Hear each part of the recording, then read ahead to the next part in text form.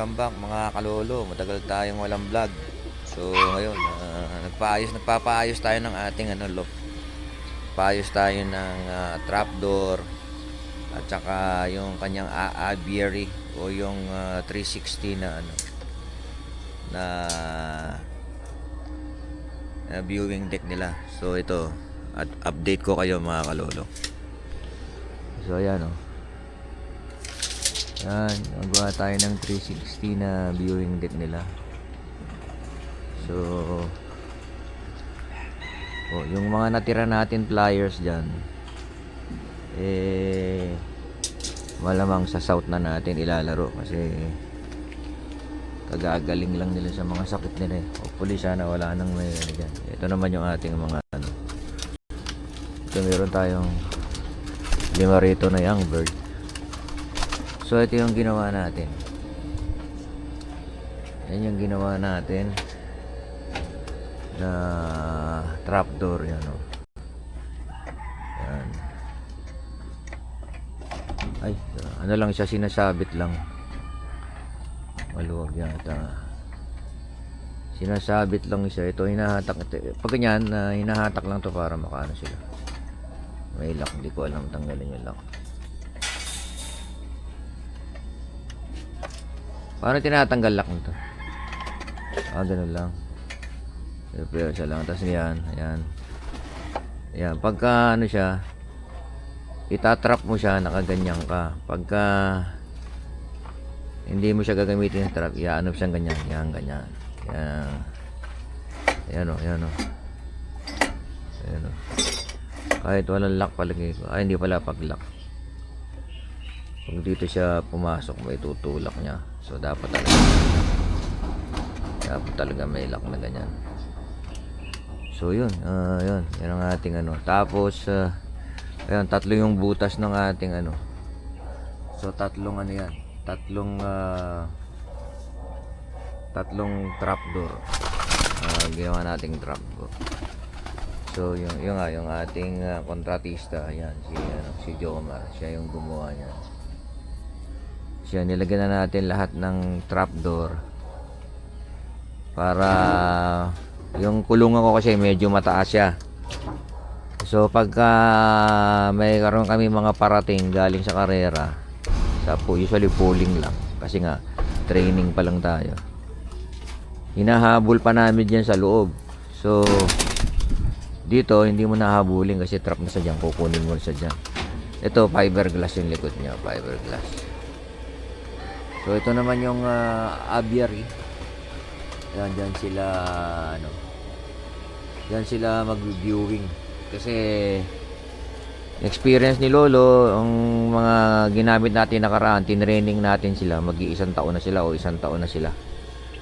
Mahirap pala yung mag-training ka ng ibon na ganun ng edad. Mas maganda yung mga tapos yung mga tinrain namin na mga young bird namin na 1 month pa lang na train na sila rito. Yun yung mga magagaling. Yun ang mga mataas ang nila homing instinct. Kaysa dun sa mga matagal na pinaedad mo dito sa kulungan tapos hindi mo agad tinuruan ng ronda. Hirap. Maraming nawala sa mga kalapati namin. Ay ito nga nagsimula kami sa 60 plus. 20 na lang yan. 20 plus na lang yan. So yung mga natira sa training at saka dun sa one eye cold, ito na lang. Yan na lang ang natira. Tingin ko naman yan, magaling na yung mga yan. So na lang, renovate kami ng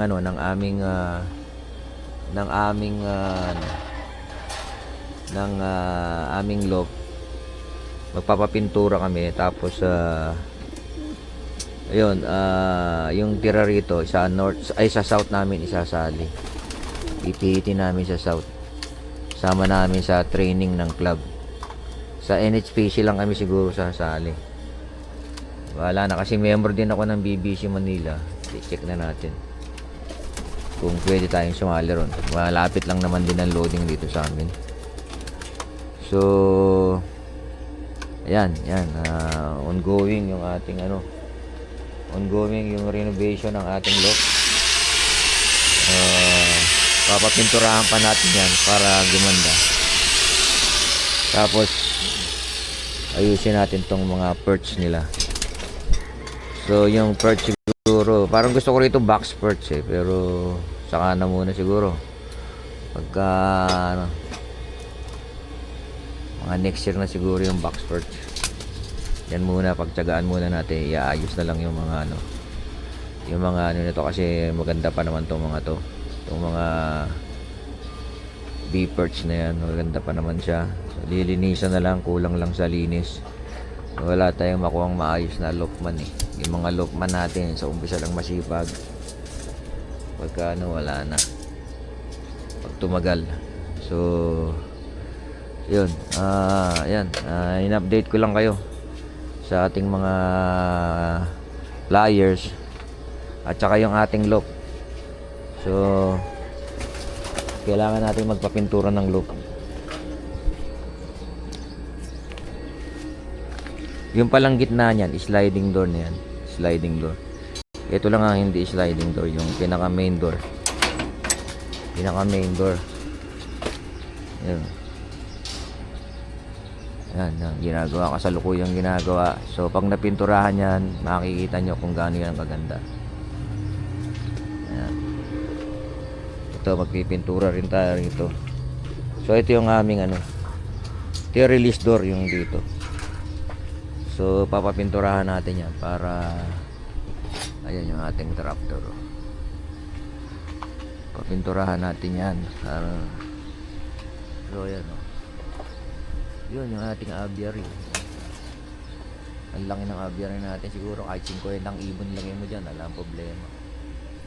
Ayan. So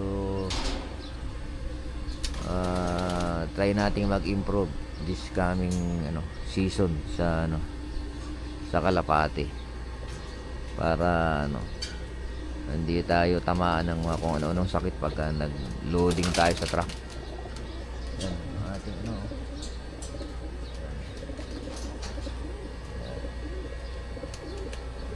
yung ating landing pad, meron siyang plastic floor mat ba yung tawag niya.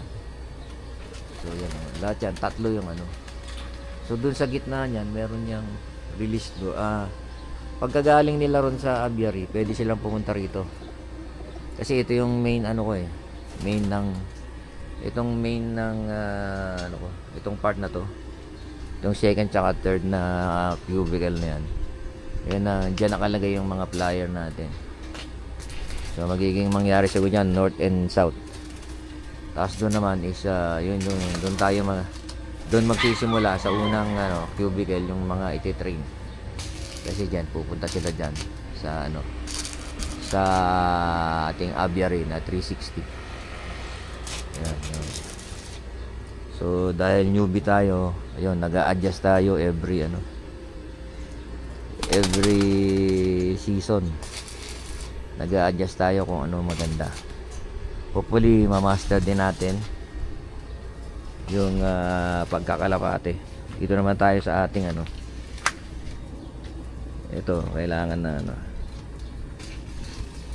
plano ko rito mag-spray ako ng activator na Japan technology na pang tawag dito, pampatay ng mga bad bacteria.